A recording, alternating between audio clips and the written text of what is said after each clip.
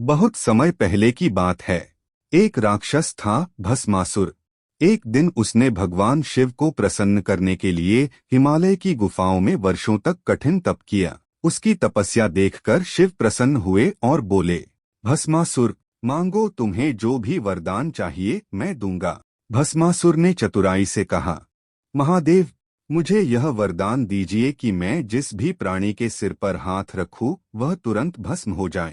शिवजी ने सोचा, यह तो साधारण सा वरदान है, इससे शायद कोई बड़ा नुकसान न हो। उन्होंने वरदान दे दिया और यहीं से अनर्थ की शुरुआत हुई। वरदान पाते ही भस्मासुर के मन में एक दुष्ट विचार आया, क्यों न मैं इस शक्ति को शिव पर ही आजमा लूं?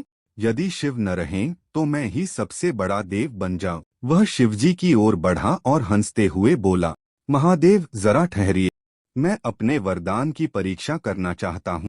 शिव समझ गए कि राक्षस का इरादा खतरनाक है। वे तुरंत वहां से भागे।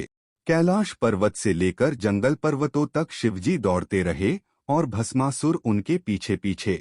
तभी शिवजी ने भगवान विष्णु को पुकारा। विष्णु जी एक सुंदर मोहिनी रूप में प्रकट हुए। उनकी अपार सुंदरता देखकर भस्मासुर का सारा क्रोध पिघल गया और वह मोहित हो गया। मोहिनी ने मुस्कुराकर कहा, अगर तुम मेरे साथ विवाह करना चाहते हो तो पहले मेरे नृत्य के कुछ भाव सीखने होंगे। भस्मासुर तैयार हो गया। नृत्य शुरू हुआ। मोहिनी जो जो मुद्रा करती, भस्मासुर उसकी नकल करता।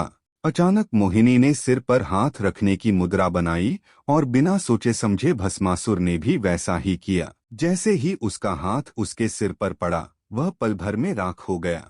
इस तरह शिवजी बच गए और संसार एक बड़े विनाश से टल गया। अगर कहानी अच्छी लगी तो लाइक, शेयर और सब्सक्राइब कर दीजिए।